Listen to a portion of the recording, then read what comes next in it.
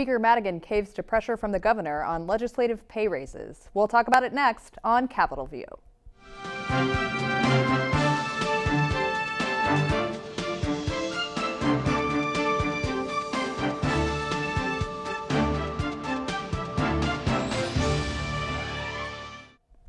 Good evening, and thank you for tuning in to this week's edition of Capitol View, the show where we talk about Illinois government and politics. I'm your host, Jamey Dunn with Illinois Issues Magazine, and with me today is Brian Mackey with Illinois Public Radio. Brian, glad you're here. Thanks for having me, Jamey. And Jordan Abudayyeh with News Channel 20. Jordan, we're glad you're on the show today. Thank you. So there was some action at the State House this week during the continuous summer session of the House. Brian, some things actually happened. We've been talking week after week of not a lot's going on, but we did see some movement. What happened in session this week? Yeah, it was a nice change of pace for the reporters. Didn't have to write the story. They met and nothing happened again. This time the House actually voted to block a pay raise that members of the legislature were going to get. It was going to be a 2% increase. Governor Rounders made a really big deal of criticizing particularly House Speaker Michael Madigan for not previously voting to block this pay raise. And so they did take that vote in the House. And of course, a lot of folks out there are pretty critical of this pay raise. What's going on with it? Why are lawmakers, getting paid and getting a pay raise when we don't have a budget? Jordan, what's going on with this pay increase? Why is this even something that's being discussed? It was something that was the result of court battles with the Quinn administration when he tried to veto their salaries. It's a long, complicated legislative process, but basically they put in their salaries and an automatic cost of living increase as a continuing appropriation so that they would be paid no matter what. It's a checks and balances on the three branches of government to make sure that no one can just make sure that they're not getting paid. It's bad optics, though, especially at a time like this. It looks really bad that they're going to just take a pay increase when state services are going unpaid and they're not getting anything done. So I think what Madigan really caved to was just everyone looking terrible in the midst of an impasse. And of course, the speaker kind of alluded to the politics behind this and what's going on between he and the governor during the debate. Brian, can you tell us a little bit about what he had to say? There was some, the quote I believe was epic struggle or something along those lines. What did the speaker have to say about kind of what's going on behind the scenes politically with this? Yeah, I mean, this is part of an ongoing message war that's been going on, right? The governor has been relentlessly using this phrase, Speaker, or I should say his people, his spokespeople have been using this phrase, Speaker Madigan and the politicians he controls. Every statement they put out, no matter what issue, seems to refer back to, you almost expect if they talk about a situation with tornadoes somewhere, they'll find some way to work in Speaker Madigan and the politicians he controls. They really want to try and focus blame on him. And indeed, the Speaker is a very unpopular politician when you look at statewide polls. But the Speaker, on the other hand, is very opposed, as are most Democrats and many Republicans, to the governor's agenda, or at least some Republicans, in terms of particularly in terms of the legislation that he wants that would weaken labor unions.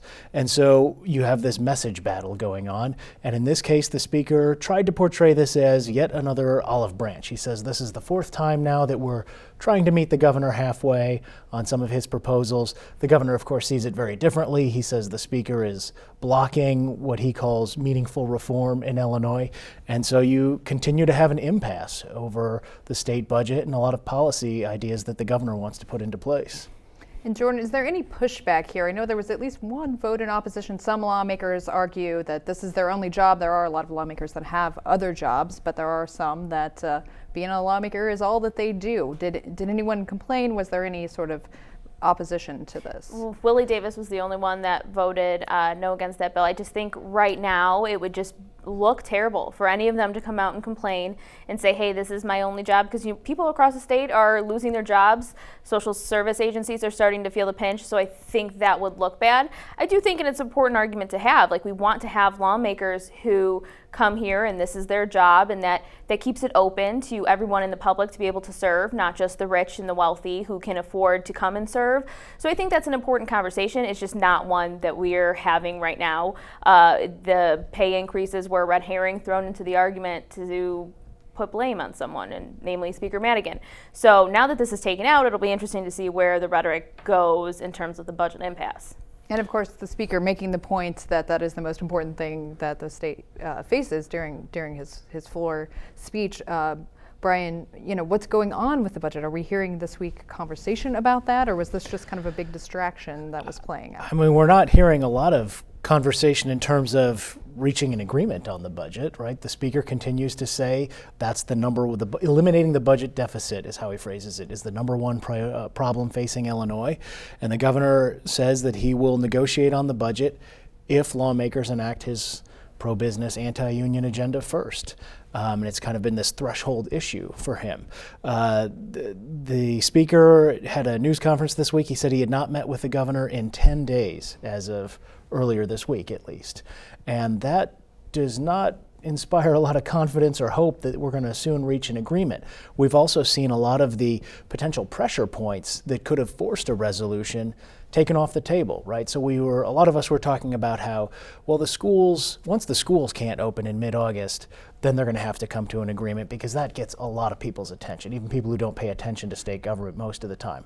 Well, the governor signed the education budget, so elementary and high schools are not going to be affected.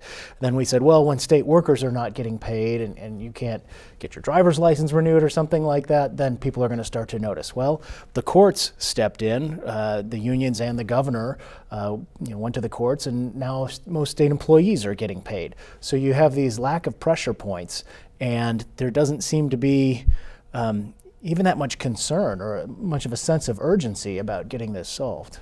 And I do want to move on to the budget, but first I just want to touch on this legislative pay raise. Like, what's the future for this? Jordan, what happens next? Of course, it hasn't gone to the governor. We'll see it go over to the Senate. What's the reception looking like in the Senate? Senate President John Collerton said that he's going to bring it up in the Senate. They're back in session Tuesday and Wednesday of this week. I can't see any lawmakers really voting against this. It's probably going to pass. The governor will probably sign it. And it's one more thing that we can stop arguing about. But again, it has nothing to do with the budget. So great, they're not getting their pay raises, and now they look better. But I mean, those pay raises would have been upwards of $200,000. That's nothing compared to the budget deficit that the state is facing. So I think maybe now this will pave the way to start talking about the budget. We'll have to wait and see. I did a little back of the envelope calculation. I think you're right, 250,000 plus. It also freezes per diems and mileage rates at the previous year. But the budget deficit we're talking about is $6.2 billion. So, with this 250,000, 300, whatever it is, thousand taken off the table, that leaves us with $6.19, billion left to solve in terms of this. Well, and we have seen a few things this week as far as debate over the lack of a state budget and how it's affecting operations. One that might be notable to the Springfield area is that cities that have embraced video gambling will not be seeing their shared revenue that comes back to the cities come to them until there is a budget. Brian, how big of an impact is this on cities, and what's going on as far as this revenue sharing? Yeah, I mean, this is a pretty big deal. This is actually a pressure point. I said a few minutes ago that we didn't have as many. This is finally one where the governor says we don't have the appropriation authority to give the money that localities are due from video gaming. The way it works is when people put money in the machine, a portion of that goes to the state, a portion of it goes to the company that operates it, a portion of it is supposed to go back to the city. So you've had cities like Rockford, for example, gets $100,000 a month. In June, I looked up, Springfield was entitled to $111,000. I mean, that's a good amount of money. You think about the monthly salary of a police officer or firefighter, that's a number of positions. Statewide, it's $3.6 million that would be going to local governments. And so you've already heard from organizations that represent towns and counties saying that they're going to work with the legislature and try and get some legislation passed that would allow that money to go out. But this is another example of, by not having a budget in place, you're beginning to see reverberations throughout the economy and throughout governments across Illinois. Well, and the speaker had some comments to make about the state fair, which is scheduled to start mid-August, and he feels that maybe it's not entirely legal to go ahead with the state fair. Brian, can you let us know, what did he say? Yeah, I mean, he was pretty circumspect, as he often is on these things, but he said he enjoys going to the state fair and said he would go, even though I don't think he's been in a few years now, even for what used to be Governor's Day, when the Democrats held the Governor's Mansion, will be Democrat Day this year. But he did say that he doesn't think the administration has legal spending authority. Of course, you've done more reporting on this week than I have. I mean, it does seem like the Rauner administration is going to go through with trying to hold the state fair at this time. It does. They've been very reluctant to comment on all the budget mechanisms that they'll be using to move forward with the fair, but they do plan to move forward with the state fair in Springfield and also the DuQuoin State Fair, which comes at the end of August. The transparency level is pretty low as far as trying to figure out how they're doing this. Of course, some of the expenses come out of the previous fiscal year's budget, so they would have the authority to do that. But yeah, they're full steam ahead. And Jordan, of course, this is something folks here in Springfield and in the area are really probably pretty invested in because it's huge here, right? Right. This would be one of those big pressure points if the state fair wasn't happening.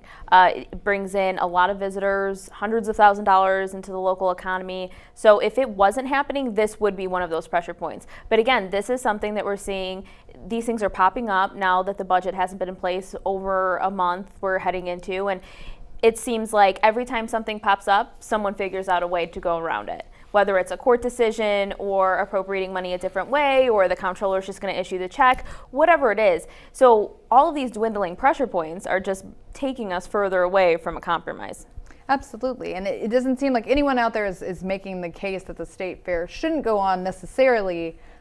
Just that it's difficult to understand how it's moving forward legally. And Brian, I'm sure we'll probably see some complaint from social service agencies, perhaps, who aren't getting that workaround that a lot of other things are. Right. You got to imagine if you are running a program that works with autistic children or any of the number of hundreds or thousands of agencies that place people for adoption, all these social service agencies that really relieve a lot of burden on the taxpayers. They're pretty cost efficient. They keep people off the streets. They help families who have developmentally disabled kids, as I just pointed out. They're not getting paid. And it seems like, okay, state employees are getting paid now. Elementary and secondary education institutions are getting their money. They're really beginning to be some of the only groups left out in the cold, or certainly some of the most prominent ones left out in the cold. And you have to wonder if the state can come up with the money to pay the country acts and the high dive show and people like that at the state fair. Why are they not coming up with the money to pay these social service agencies? Even when, as the speaker pointed out, there does not seem to be appropriation authority for the state to go on with the state fair this year. Well, and Jordan, we've seen even some groups in Springfield that are closing their doors and protests and things going on. Do you feel like their complaints are landing? Are you hearing from folks some feedback here, at least in the Springfield area, about concern about some of these groups? One of the biggest groups that we're hearing a lot of concern from are daycare centers and daycare workers. This week, they didn't know if they were going to be paid or not. It turned into a political battle with them sending out press releases saying our child care workers, our 28,000 workers in the state, they're not receiving their paychecks. Later that day, they say the governor's administration reversed course and said they were going to be paid. But those people who run large daycare facilities, there's one right here in Springfield, Nehemiah Daycare, they're not going to get their checks because they're treated as vendors. So she employs 17 people throughout that daycare center. They have 98 kids that attend there, all low income. 98% of her children are CCAP kids. So those people are really starting to struggle now that it's been a month and their wells are starting to dry up and their eligibility requirements have changed. So now they're turning away people in addition to losing funding and possibly having to close their doors. And that's a double-edged sword. People are employed through this program and now parents are able to work because their kids have somewhere to go. That might be the last pressure point left. The epilepsy center here in Springfield they shut their doors. These little services that maybe help maybe 15, 20 people here and there, a couple hundred in a community, those are the people who are really struggling right now, and they're the last pressure point left. And of course, another service that is making some noise about this is Amtrak as students return to college. It's definitely widely used by college students. What are folks saying as far as the future of Amtrak? There's definitely cuts on the table. Brian, what's going on there? I know we've had some news conferences in the recent, over the last week or so, looking at the future of Amtrak. Yeah, not a lot of news at that news conference, but Amtrak, or I should say advocates for Amtrak. There were some Amtrak officials there, though they were very cautious in their statements. But advocates for rail in Illinois, as well as some university officials and downstate mayors, the mayor of Macomb was there, saying that would be a huge blow. The governor has proposed a 40% cut in the state money that goes to Amtrak. And if you think about 40%, there's 5 trains between Chicago and St. Louis every day that serve Pontiac, Bloomington, Springfield, and cities in between. And a 40% cut could potentially mean that'll be 3 trains serving that route. You have trains running to Quincy and Carbondale, and people say, look, students count on these to get to universities from Chicago to Champaign and Carbondale and Bloomington. And if you cut these, that's going to have a significant economic harm to the state. It's also curious because the money comes out of the road fund. This is not general revenue, so it's not as though you could redirect that savings and spend it any way, which way you wanted. It's part of a specific pool of money in state government that is supposed to be used for transportation needs. Unless you sweep the road fund, which unless does happen. you take that money, yes, and I mean, you know a lot about fund sweeps, but yeah, you have these special funds set up that are supposed to be used for one purpose, and that money looks very tempting. And if you philosophically believe that all money that state governments collect should be used for any purpose, as I believe the governor has said in the past, it's all state money, then yeah, maybe that looks like a tempting target to try and patch other holes in the budget without having to raise the income tax, for example. Well, and as we're watching the budget impasse drag on and on, we are also kind of watching a stalemate go on with the negotiations over the AFSCME contract with state workers. Jordan, we had some news come out this week that things are kind of just going to extend and go on and on. What's happening with the contract? So AFSCME and the Rauner administration have agreed to continue negotiating in good faith until the end of September. Hours after that agreement was sent out and everyone was notified, we find out that the governor vetoes SB 1229.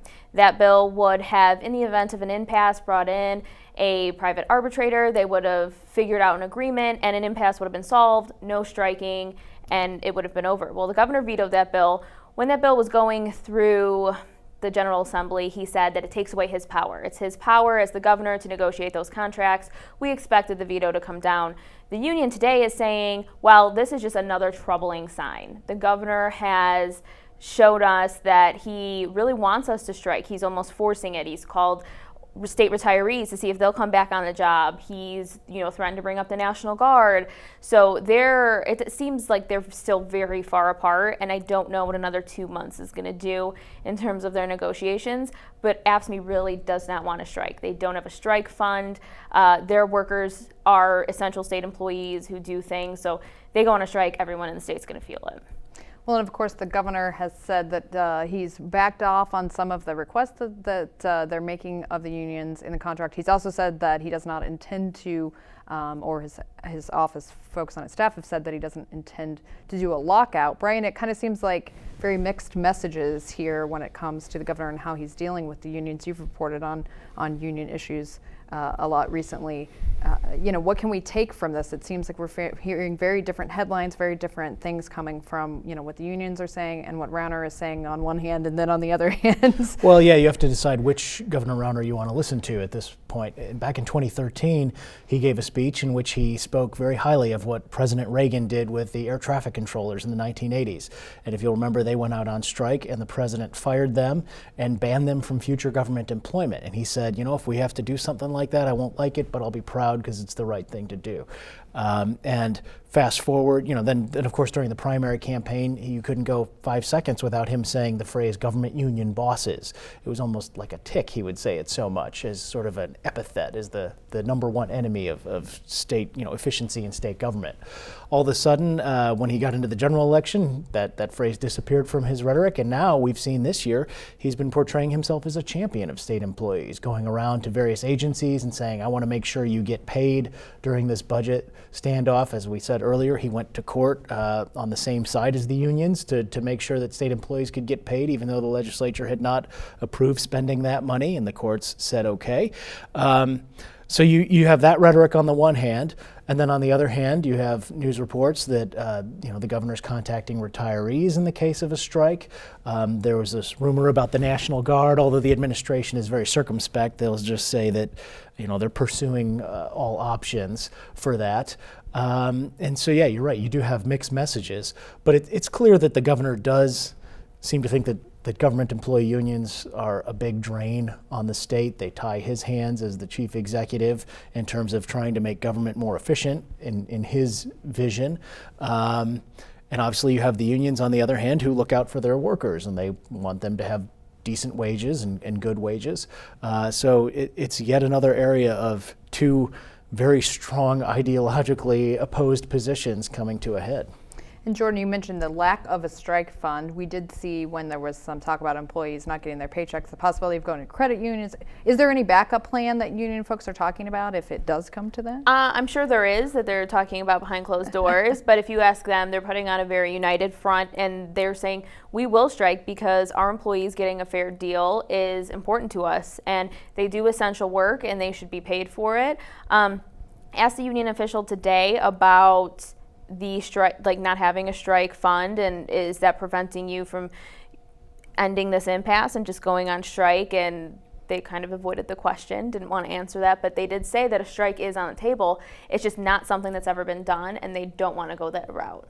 Well, and while we're on the topic of unions and public employee benefits, Brian, your colleague Amanda Vinicky had a story this week on Attorney General Lisa Madigan taking some action that would allow potentially the SB1, the pension reform bill that was shot down by the Illinois Supreme Court, to go to the highest court in the land. What's going on there? Is that something she's really pursuing, or is this more of a keeping options open kind of thing? Or I think that what they're saying is this is a routine filing. No final decisions have been made about whether to appeal. But what the argument that they could say what happened this week is that they applied to the United States Supreme Court, specifically Justice Elena Kagan, who kind of has the responsibility for the area that includes Illinois. They just asked for an extension of time to potentially file an appeal.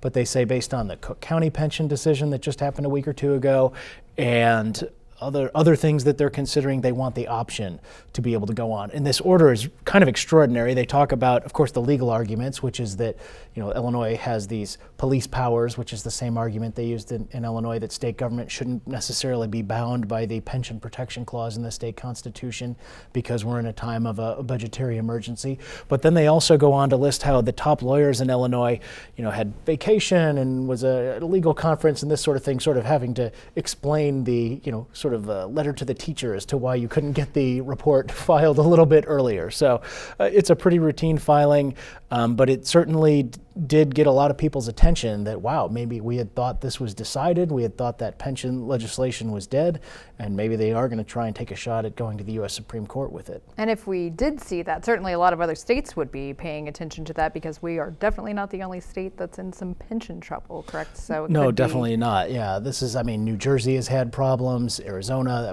there's a long list of states that have greater pension liabilities than they have put away money to adequately pay for. So that would definitely get a lot of national attention. Whether the U.S. Supreme Court will step into a state court matter like this, that's an open question. But of course, it only takes 4 justices at the U.S. Supreme Court to grant cert, as they say, and take up the case. Well, I'd like to switch gears from state and move on to federal just for a little bit. A prominent Republican fundraiser made some comments about Senator Mark Kirk's bid for re-election this week, and then kind of tried to backtrack on them. Brian, what's going on there? I love the trying to retract the comments. Yeah, this was a great story by Greg Hines and Crane Chicago Business, their political writer up there. Ron Gidwitz is a big money guy in Illinois Republican politics. He ran for governor a number of years ago, I think back in 2006, if memory serves. And he sided with Governor Rauner in the Republican primary last year, which was pretty helpful in drying up a lot of the money for some of the governor's primary opponents. Because he's a wealthy man himself, not nearly as wealthy as Governor Rauner, but he's a wealthy man himself, and he has a lot of wealthy friends, and they all kind of backed Governor Rauner. Well, he came out and said that he doesn't think that Senator Kirk can win. Remember, Senator Kirk won election in 2010, which was the big Tea Party year. It was a big Republican year. The Republicans lost, or I should say the Democrats lost both the House and Senate in Washington that year. But now he's going to be competing in a presidential election year, which tends to have much higher Democratic turnout. And he's made a number of bizarre statements in recent weeks. Of course, there was the time he was caught on mic referring to a fellow senator, an unmarried fellow senator, as a quote bro with no hoe. He's been very strong on this Iranian nuclear deal. He's basically said the president wants to give nukes to Iran, and he's made a number of other interesting statements that have caused some in the Republican Party to wonder about his future prospects. But of course, there were a lot of things about Senator Kirk that make him a good fit as a statewide candidate in Illinois. He's viewed as moderate. Jordan, what do you think might be going on here? It does seem like as the party has moved to be a little more conservative on the national level, he has stumbled a little bit more when it comes to these kinds of statements. It's hard because I think he's trying to pander to the party that is moving towards the right, but he's running in a state that is a very blue state. So he has to kind of have a balance. Even on the Planned Parenthood thing recently, he's come out and said, I'm not going to prevent any sort of services that provides medical services for women, in the state and across the country. So, he's taking a moderate view on Planned Parenthood, but I think he tries to pander to the right side of the party and gets a little bit lost on that side. He has an important seat. This is one that people are looking at and saying, hey, Republicans need this seat to keep, hopefully let's get a majority in the Senate as well. And so everyone is looking at his seat and saying, if he's going to have a couple gaffes in a political campaign, can end it. So I'm sure they were looking at his seat and saying, hey, it's an important race, and let's see who else we can bring in. But you can't go against the entire Republican establishment. And if they're already backing him, and it looks bad if you pull out on your candidate halfway through. But his poll numbers aren't looking so good. Tammy Duckworth is, a worthy opponent. So I think this is a sign that they're worried. One to watch, and we'll have to leave it at that. I'd like to thank my guests, Brian and Jordan, and I'm your host, Jamey Dunn with Illinois Issues Magazine, and we'll see you next week on Capitol View.